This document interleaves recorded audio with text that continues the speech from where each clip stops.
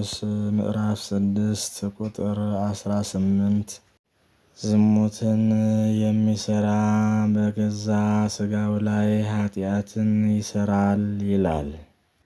ከዝሙት በቀር የሚሰራ ኃጢአት ሁሉ ከአካል ጋር ግንኙነት የለውም። ለምሳሌ ቢገድል በጦሩ፣ በጎራዴው፣ በጠመንጃው ነው።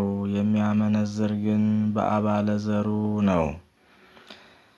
ሚስት አካል ናትና፣ ዝሙት የሚሰራ ግን ሚስቱን ይበድላል፣ ቃል ኪዳኗን ያፈርስባታል። ለሴት ባሏ የሚገባትን ያድርግላት።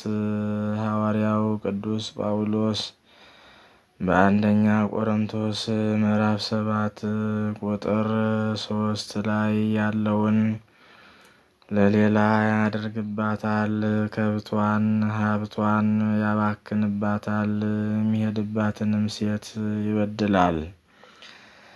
ሩካቤ ሥጋ ካደረጉ አንድ ሥጋ ናቸውና እሷንም ከባሏ ይለያታል፣ ቃል ኪዳኗን ያፈርስባታል፣ ቤቷን ያስፈታታል። ስለዚህ ሐዋርያው እንዳለው ከዝሙት የማይረክሰው ብዙ አካል ነው የሚበድለው። የመንፈስ ቅዱስ ማደሪያ የሆነውን አካሉን በማርከሱ እግዚአብሔርን ይበድላል።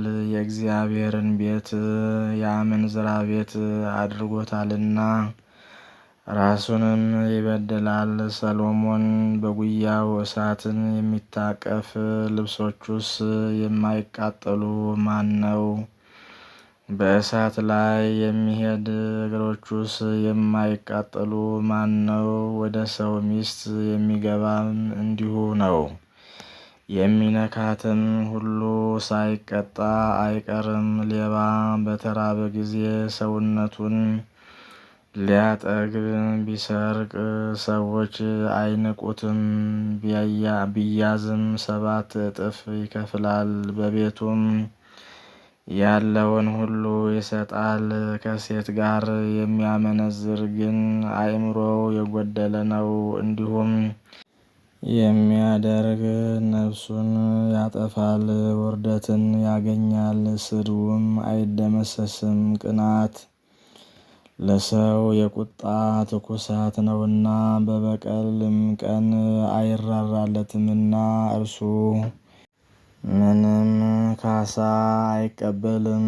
ስጦታም ብታበዛለት አይታረቅም እንዳለው ጠቢቡ ሰለሞን በምሳሌ ምዕራፍ 6 ቁጥር 27 ላይ አመንዝራ በነፍሱም በሥጋውም ይቀጣል፣ ይዋረዳል፣ ይናቃል፣ ክብሩን ያጣል።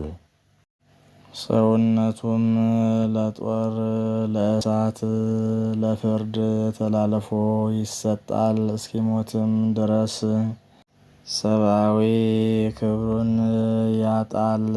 በሰዎች ዘንድ ከበሬታ የለውም።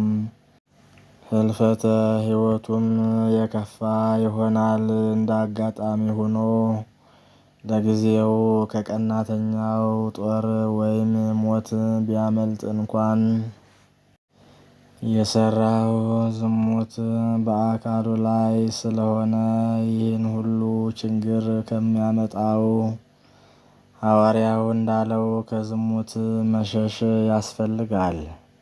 ከዝሙት መሸሽ ማለት በጠለፋ ማግባትን ማቆም ማለት ነው።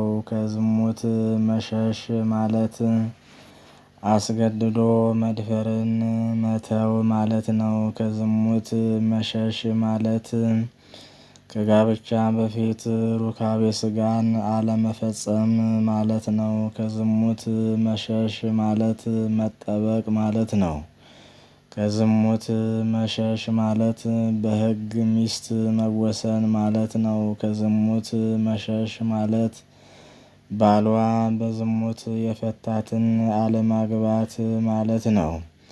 ከዝሙት መሸሽ ማለት ከጋብቻ ውጪ የግብረ ሥጋ ግንኙነት አለመፈጸም ማለት ነው።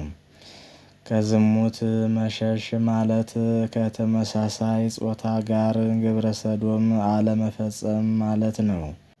ስለዚህ ሕገ እግዚአብሔርን በመጠበቅ ከዚህ ሁሉ ስህተት መታቀብ የሁሉም ኦርቶዶክሳዊ ክርስቲያን ሃይማኖታዊና ማህበራዊ ግዴታ ሊሆን ይገባል። ንስሐ ገብተን ቅዱስ ሥጋውን ክቡር ደሙን ተቀብለን የመንግስቱ ወራሽ የስሙ ቀዳሽ እንድንሆን እግዚአብሔር መልካም ፈቃዱ ይሆንልን። በሰማነው ቃል ይባርከን፣ ይቆየን።